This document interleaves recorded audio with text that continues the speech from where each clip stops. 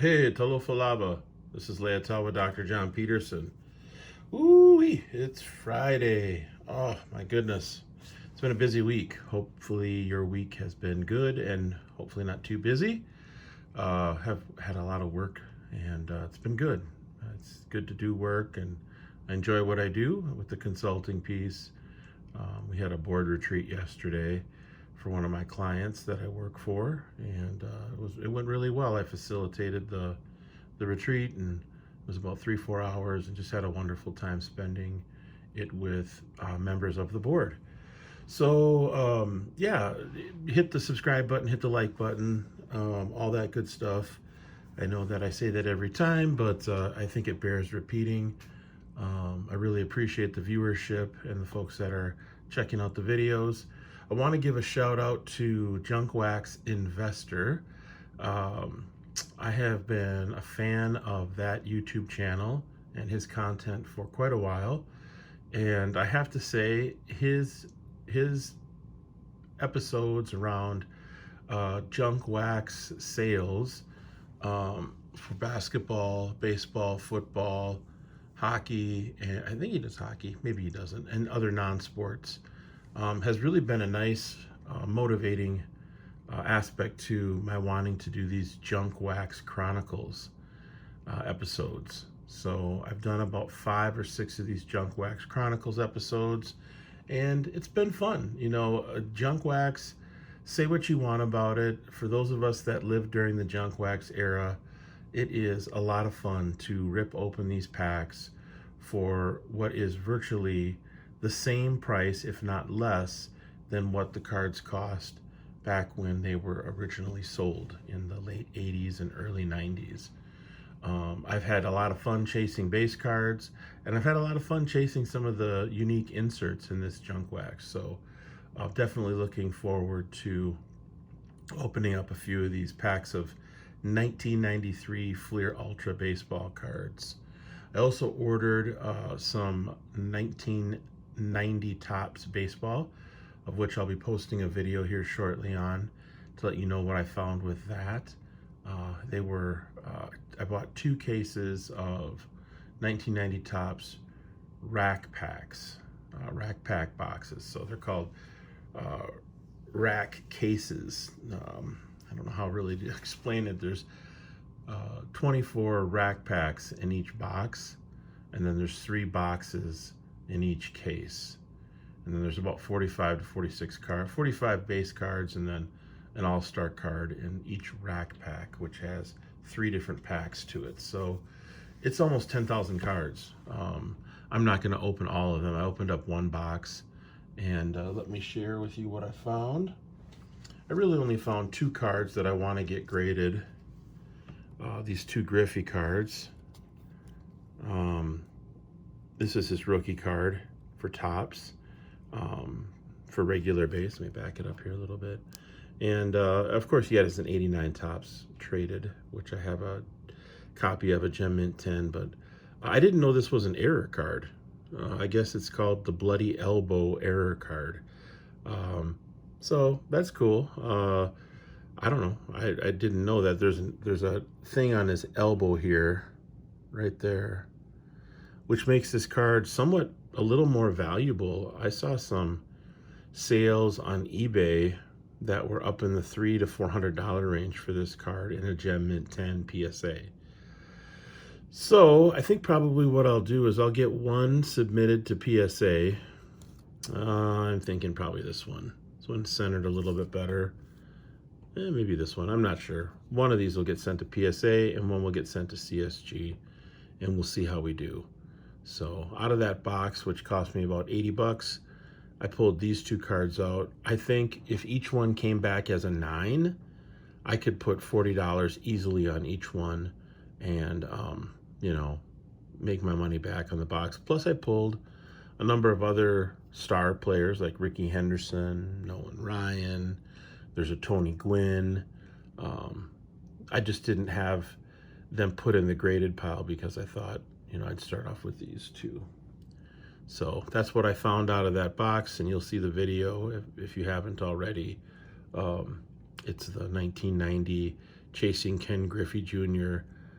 Bloody elbow error card. So, and then another card I'm chasing in this box are Frank Thomas rookie cards with his name on it, and of course without the name on it. That without the name on it is a very rare and very valuable error card from this set, which makes it kind of fun. Do I think I'll get one in the 2 cases of Rack Packs? I doubt it, but you never know. You got to think positive.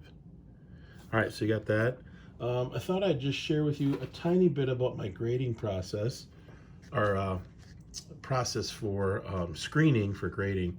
Usually what I do is I put together a stack of cards. Like when I rip wax, like this kind of thing right here, this 93 Flair Ultra Baseball, I'll put a stack of cards together that are possible for grading, all right? So the first screen that I do as I'm opening up the packs is I'm looking mostly at centering. If it's not 55-45 with this junk wax stuff, if it's, 40-60 or worse, I don't set it aside. You gotta have it centered. Otherwise, you're gonna take a hit on the grade. And with junk wax, the margins are pretty thin. I mean, it's not like you have, you don't want any 8s. 8s are basically worthless. Well, not worthless, but 8s in this junk wax stuff, unless it's worth a couple $100s, are tough to resell for the value of the cost of the slab, if that makes sense. But if it's relatively centered well, I set it aside. And sometimes what I'll do is I'll look on PSA to see like what the general value is, and then later on I'll look at 130 point. So once I've got my stack together, then I go to 130 point and I look and see what does this sell at as a 9. So this card as an example, I pulled this out of a 1990 score box that I purchased, I think for 25 bucks here last weekend. By the way, excuse me, by the way, these come about 1 or 2 per 1990 score box. I've ripped open a few, and I can tell you that I've only gotten 2 in one of like maybe 4 boxes, 5 boxes. So if you rip a box of 1990 score, you're probably going to get 1 of these, maybe 2, but more likely 1. So you can see this card is relatively well centered. These bow cards tend to come pretty well centered. A little bit left to right on the back and a little bit top to bottom.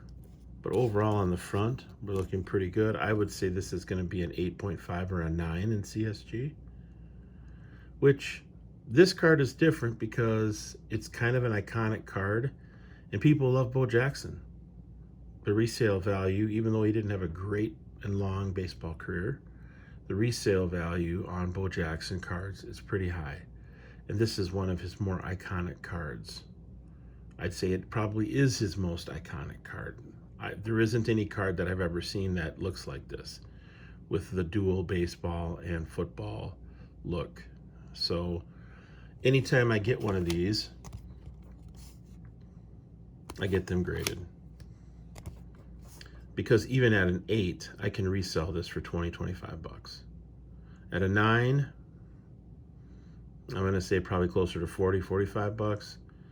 And as a 10, you're looking at $200 to $250, depending on how nice the 10 looks.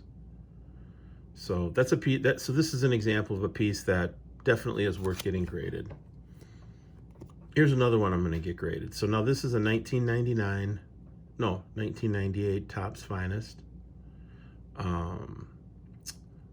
Nolan Ryan Chrome Rookie reprint. So it was hard to find any comps on this card, but I saw raw versions of this card selling for $25 to $35 on 130 point. So if this were to come back as a 9, I'm guessing I could sell this for probably $60 to $75. And if it happens to come back as a 10, which would be really cool, I'm thinking this is a $200 card as a 10. Now this one has a little bit of left to right going on, but it's probably 55-45 in my opinion, and top to bottom it looks good. Bottom border looks nice. So that's an insert, that's an example of an insert that you would pull from a box.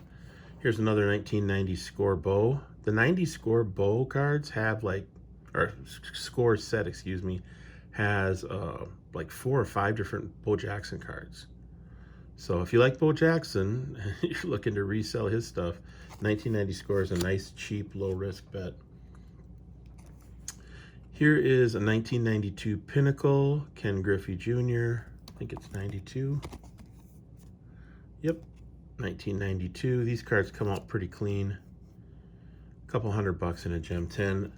So what I'll do is I'll look through all 4 of these, and if something looks off to me, I will put it in the sell raw on eBay pile, which I've got to the right of me here.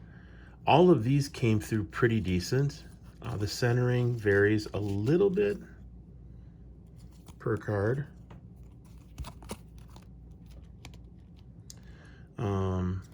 You know, but I think sending in all 4 of them, even if 3 come back as 9s and 1 comes back as a 10, I've more than made my money back on that box, because the box was only like $25, $30, and a PSA 10 in this sells for over $200. Here's some more Pinnacle of Griffey. This is Team 2000. It's the equivalent of a Topps All-Star. So here are some lesser cards from the 92 Pinnacle set. 2 Mannies and a Jim Thome. As 9s, these are maybe $20, $25. So you can cover your the cost of the slab if it's CSG. If it's PSA, I would never send these in.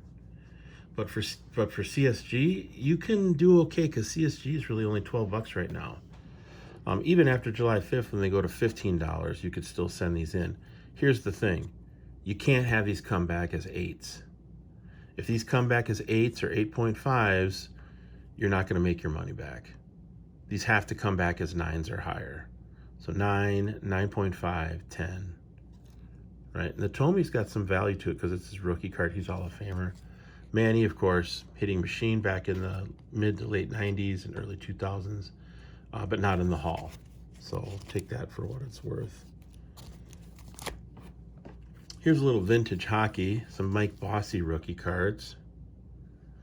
He's probably a top 5, top 7 all-time hockey player. These are rookie cards from his rookie year. So these will definitely get graded. Not really concerned about what grade I get on those. This is the best that I could find of the ones that were available when I was digging through the vintage hockey at a shop here recently.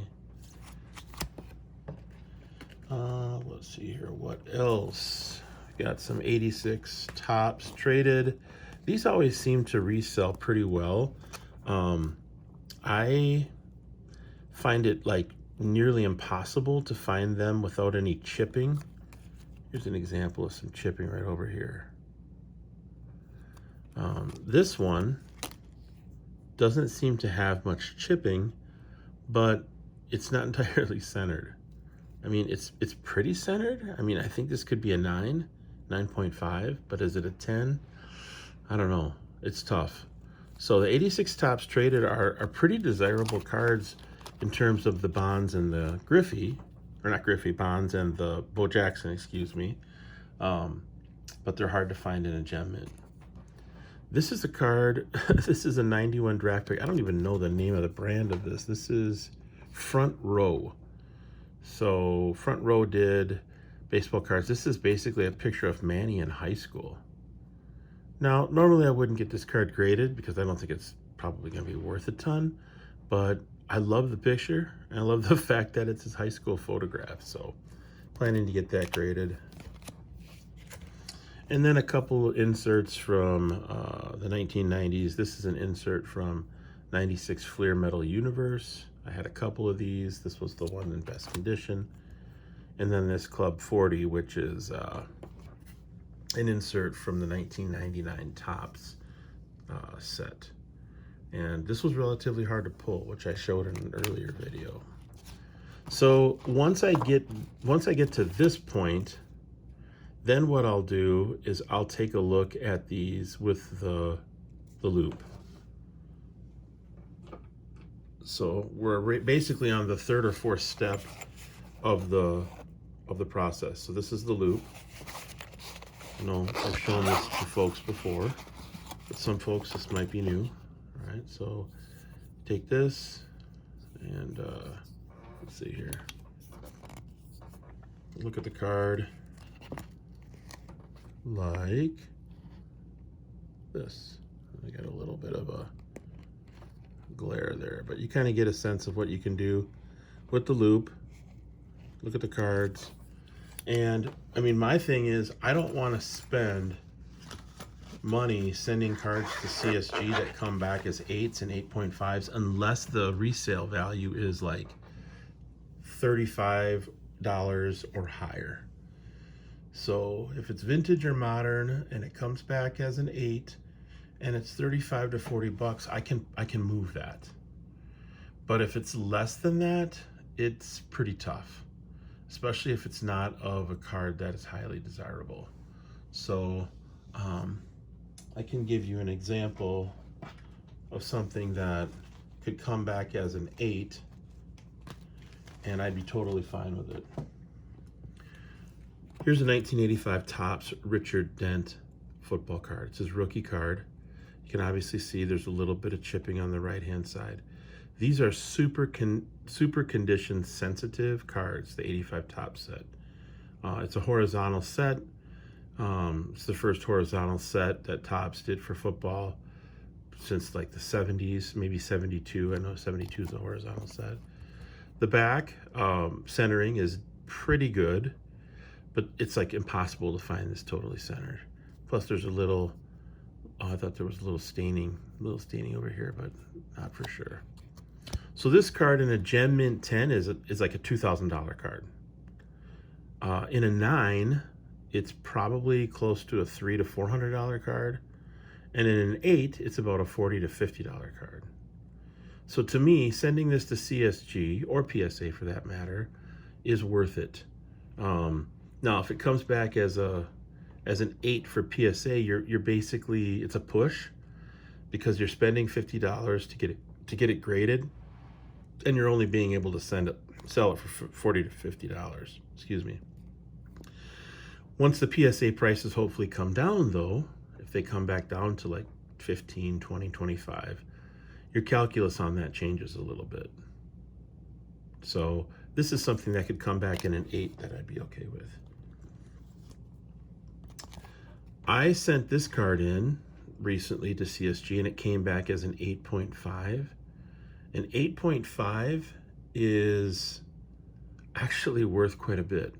Like I put like $350 on an 8.5 for this card because it's impossible to find it in a 9. Impossible.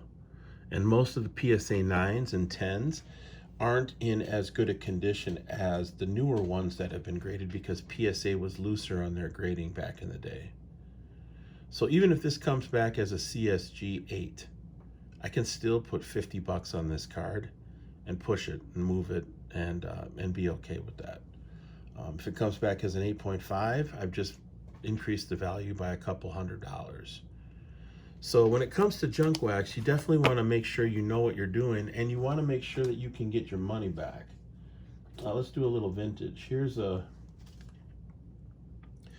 some vintage that I picked up recently. It's got the price on there. What did I pay for this one? 12 bucks. This is an Aparicio and Nelly Fox Aparicio Keystone Combo, 1959 Topps, 15 bucks. So I paid 15 for this. I think it's in pretty decent shape. I think it could come back possibly as a 7. If this comes back as a 7, I can definitely make $25 to $30 on this, right? So 12 for the card, another 10 for the grading, which is 22, maybe a buck or two for shipping, and you're looking at 25 bucks on the cost end. Well, this comes back as a 7. I think I can put $35 to $50 on this card. Now, will it sell really fast? Probably not. You know, it depends. I sold a Nelly Fox card. It was a 1959 Topps Nelly Fox card to a guy in South Carolina. It was a 2.5, looked great. I don't know what the problem was with the card. It came back as a 2.5, but I thought it looked like an 8. Had a really nice eye appeal to it, so he bought it for 15 bucks.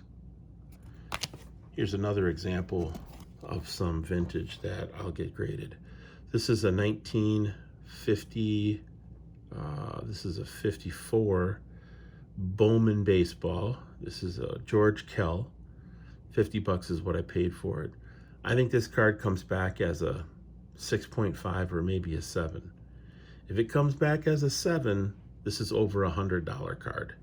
And partly because it's impossible to find vintage cards like this in grades that are 7 or higher.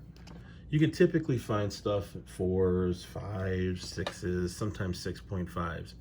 But you hit 7 or above on a vintage card like from 1954, and that card's going to be worth some money. Now, I think George Kell's in the Hall of Fame. I could be wrong. If he is, that's even better. If he's not, then the value of the card is probably not as great. But I'm hoping to get a 6.5 or a 7 on this Kell. And, I'm in it for $60 with the 50 bucks and then $10 to get it graded. But overall, it's definitely something that I will want to get graded. So that's a little bit on the vintage side. Now let me show you something that is on the edge of PSA and CSG. Because you have to know what stuff goes to CSG and what stuff goes to PSA. I'm going to give you a vintage example of that. So this is a card I picked up this weekend. Now I already have a copy of this card that's getting graded by CSG. I want to say that card is in similar condition to this, maybe a little bit better. Maybe. So I paid 80 bucks for this card. This is a second year Bob Gibson. All right, so Gibson's rookie card is 59. It's a hot card, highly desirable. People like that card. Gibson had one of the greatest pitching seasons ever. In 1968, he was damn near unhittable. I want to say his ERA was under 2, maybe like 1.18 is what comes to mind. Cardinals won the World Series, I think, that year, if I'm not mistaken. He is an all-time great pitcher, no doubt. Now this card was 80 bucks. You figure you get it graded. It's going to be another 10 to 15, so you're looking at about $100 invested into this card. If this comes back with a collector's grade of 6, meaning 6 for a 1960s card, 5 for a 1950s card, 7 for a 1970s card, and so on. If this comes back in a 6, I'm guessing the value on this card is at least $150, even in a CSG slab. So let's take a look online and see what 6 is sold as. So I'm going to do a little work on the computer here. Go to 130 point, usually is what I use. 1960 Topps Bob Gibson.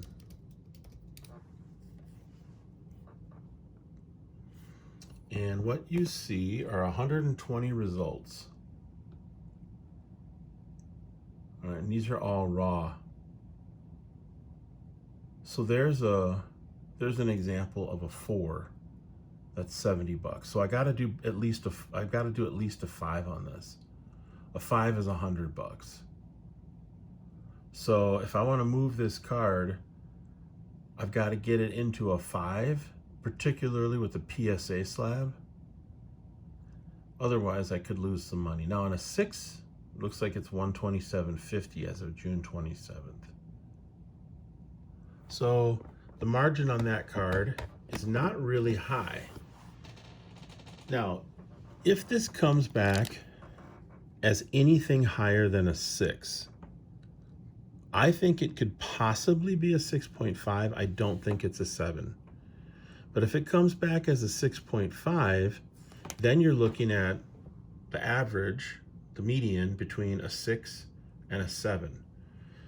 So we said a 6 was about 100 and, let's see here. Yeah, 6 sold on June 27th for 178.50.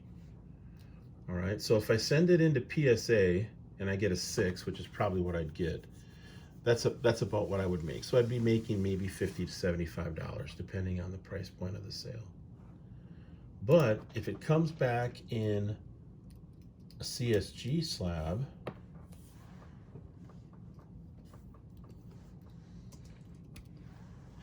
as a 6.5, then what I'll do is I'll take the average of the 7 in PSA and the 6 in PSA.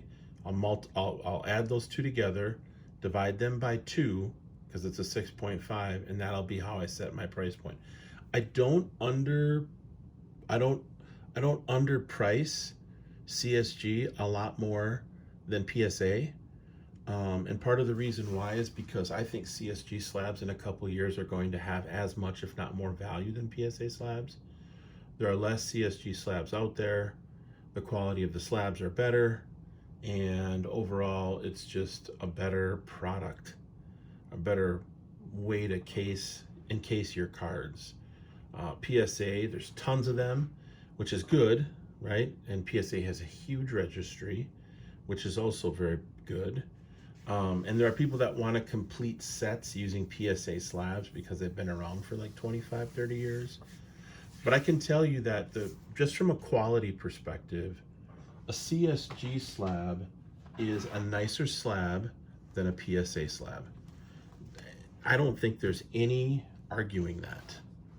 I've listened to a number of folks online on YouTube, and they have all said that the new CSG slabs are superior to PSA. And I'll give you an example. Let's see here. Let's go with this and this. So this is a PSA slab. This is a Kobe Bryant 1996 rookie card, tops, in a mint 9. All right, the slab, it looks good. I think one of the things that PSA has going is that their flip is smaller. It's one of the smallest flips, and it really highlights the card.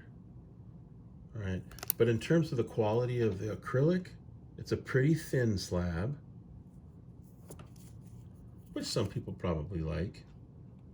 And the flip is pretty basic. It's like typewriter print. This is a CSG slab. Now, this is a particularly good example because the yellow and the gold really match up nice with the black on this 86 tops traded. Clearer slab, not frosted, and thicker acrylic, and not by a small amount.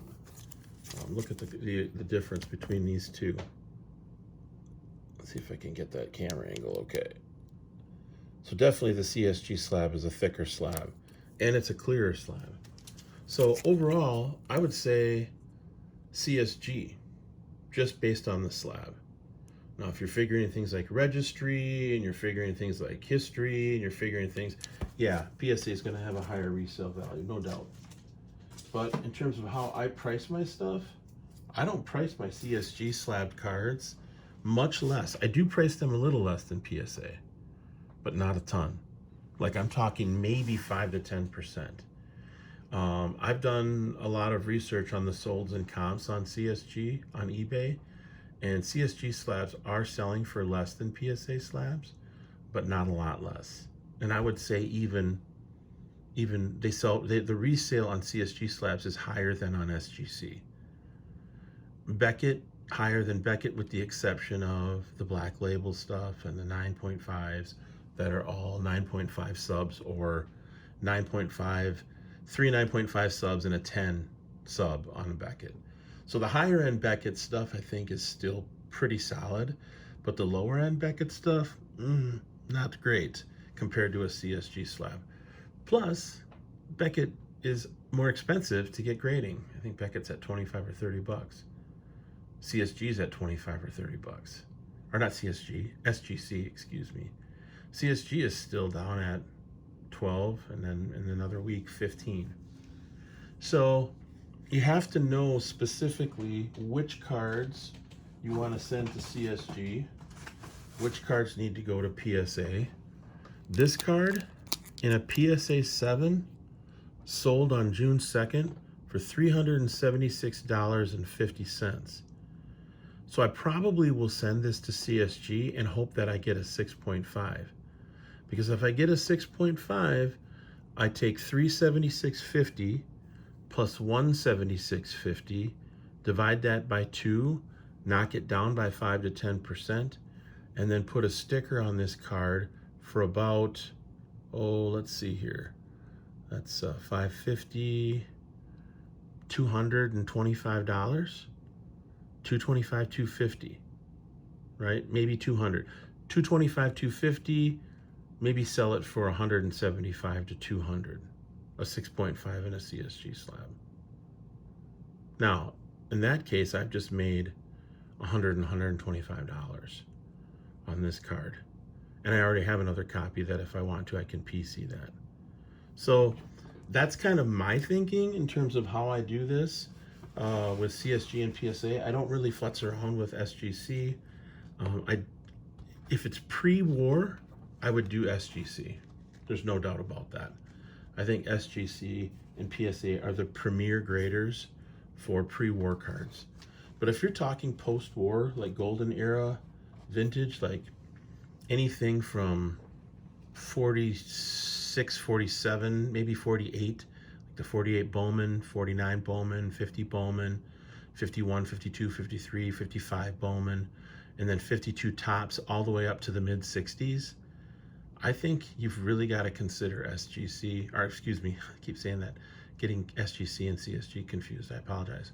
I think you have to really consider CSG. And partly it's because of the half-point grades, right? It's worth it, especially if it's a card that is kind of in the middle of a 6 and a 7, and it's a 1950s or 60s card. All right, so with that said, I wasn't planning to talk that much about vintage and modern and grading and stuff, but I feel like sometimes these videos really have to be educational because a lot of folks that watch the videos probably aren't as in the weeds with this stuff. And I'm a teacher by trade, I'm an educator, so I want to make sure that I can share things on my channel that help people out. And then if you also have any questions or comments, of course you can leave questions and comments for me, and I get back to everyone. I don't have thousands of subscribers and viewers and people making comments, so I can pretty easily just get right back to you.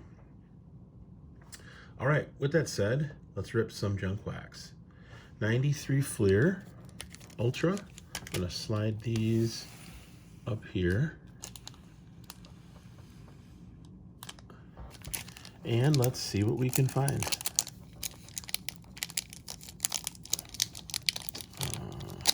Usually, oh, these are a little tougher. A little tougher to open. I'm gonna have to use the scissors. And I won't open up all these. And my videos tend to run a little long, so I don't wanna bore people.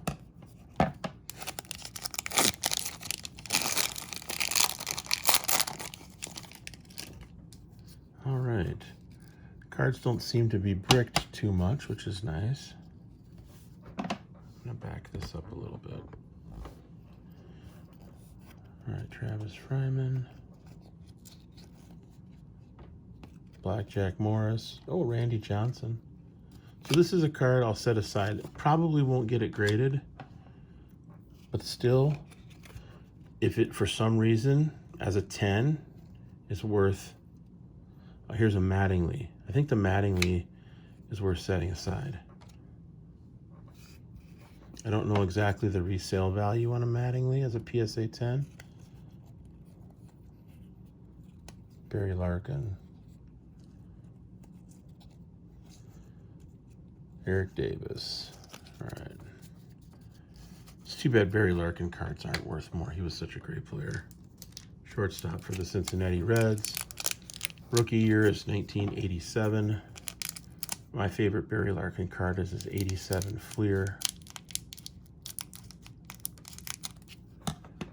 hard to find in Gem Mint 10 just because Fleer is not an easy, 87 Fleer is not an easy product to find in a high quality. So here we got a card, an insert here. Ooh, baby. What do we got? Ah, now see, this is why you buy junk wax. Oh man, what a sweet card. So this is called Ken Griffey Jr. Top Glove, 93 Fleer Ultra insert. It's got a little gold foil and for the name. So this is why I buy this junk wax. So I paid $25. Let's see what I pay. $25 for this box, the 93 Ultra. Let's take a look and see what this card. First of all, let's put it in a Ultra Pro. Unfortunately, I don't have any penny sleeves. Also, we got to look. It looks like I've got some thumbprints on the side. So let me clean this off quick. I'll show you how I do that. So my hands aren't as washed as they should be, which is too bad. Should have done that. So I take this microfiber cloth, do that side, and then carefully lift it. So it looks like when you put it in the glare, there's a little bit of a indentation, a straight indentation there, which is too bad. So this probably won't come back as a 10 because they'll likely catch that, especially if it's CSG. CSG is really tough on surface, or at least they used to be. Oh, I gotta pull a little bit more of the.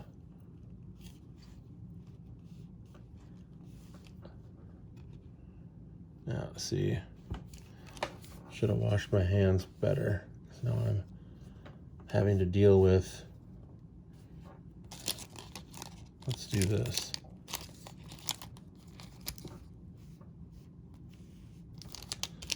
Because you definitely don't want to send it in to get it graded. I try and touch these cards as few times as possible. So I'm going to slide this back.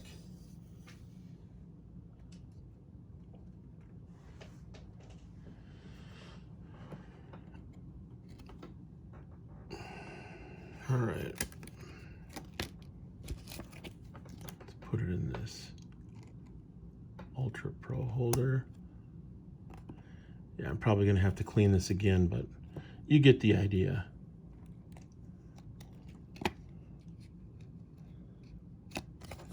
And what a sweet card. I think Griffey's cards from the 90s, his inserts and base cards are some of the best.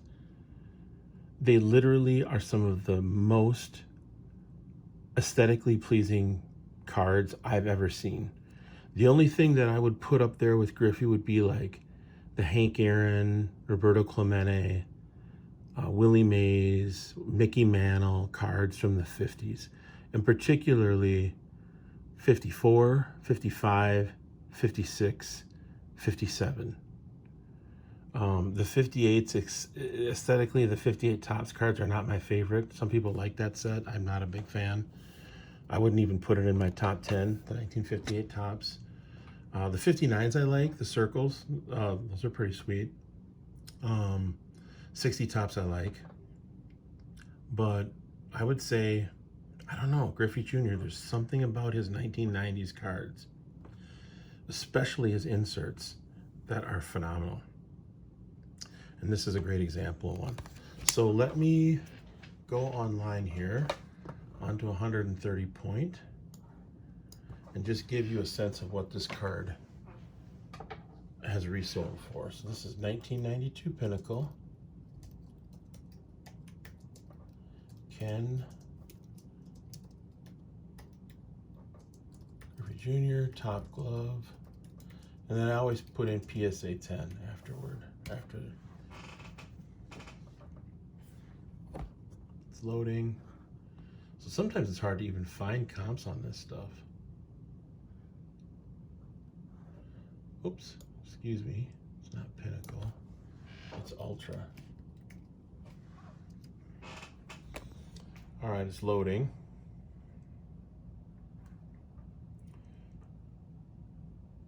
So a PSA 9 is 1150. That's a little lower than what I thought it would be.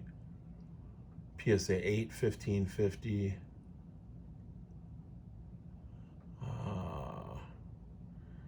I'm not seeing any PSA 10s.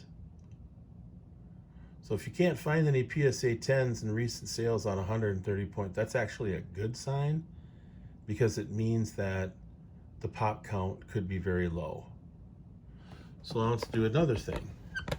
We're getting kind of an education here on how I do this process. The camera there. So now I'll go back to PSA. I will put in the year.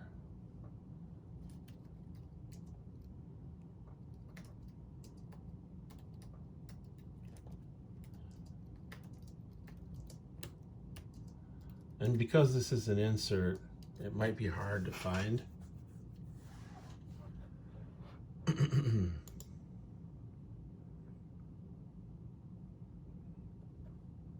Yeah, it's gonna be tough to find this. But let me just see if I can pull up Top Glove. Yeah, it's gonna be difficult to find the, at least on PSA. The last thing I can do is I can go to eBay and I can see what's on eBay. 1992 Ultra Top Glove, Ken Griffey Jr. PSA 10.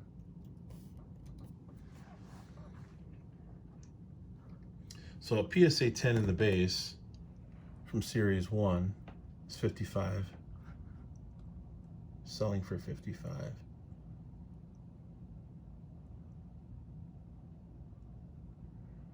Yeah, not seeing it. Oh, there's one raw for $4. Yeah, not seeing it. So if it comes back as a 10, which is possible. Yeah, there's the 9 for 1150, 1550. These are fantastic. These 92 Fleer Ultras. I just bought 10 boxes of that for $27 a box. So I spent $250, but look at this. 305 is this sold comp on a 92 Fleer Ultra All-Star. They are beautiful cards. If you're not familiar with this subset, the 92 All-Stars, oh, look at that. That black marble background. Every single card in that subset is gorgeous. And the Griffey's the best one of all. So I'm hoping to chase a few of those. So anyway, long story short, short story long, 43 minutes into the video, we finally pulled an insert of Ken Griffey Jr. Can't really find a comp on this, and a PSA 10. I'm guessing this comes back as a 10. You can put $100 on this. You can minimally sell it for 50. So if you get it graded, it comes back as a 9. You're looking at, you know, $20, $25. Honestly, I wouldn't be in a hurry to move this card, because this is a hard card to pull. It's an insert from 1993, comes back as a 9 or a 10. I might PC this. I might put a price on it, like more than what I think it's actually worth, just so that I can keep it and not have to sell it. And if somebody wants it for the higher price as a hot card, they can pay more. All right, so I opened up one pack. I didn't even get through all the cards in the pack. Let's see what else is in here. Will Clark, Howard Johnson, Barry Larkin, Mark Lewis. Okay, yeah, I did get through these. So in that pack, we pulled out a Mattingly, we pulled out a Randy Johnson, and we pulled out this Griffey insert. Not a bad day's work for, what, how many packs? 2 packs? This is the second pack, so this is the one that Griffey was in, excuse me. Little stickiness there.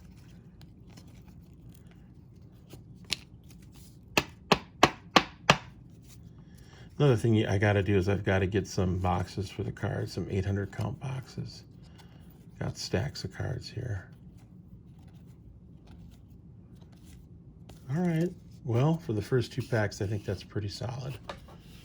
Really what you're looking to do is minimally make your money back and be able to open up wax and rip wax and open up boxes.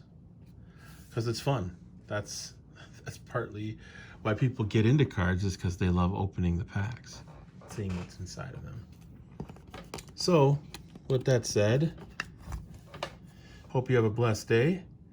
Hope you have a blessed weekend. Have a great Friday. Peace out. One love. Oops.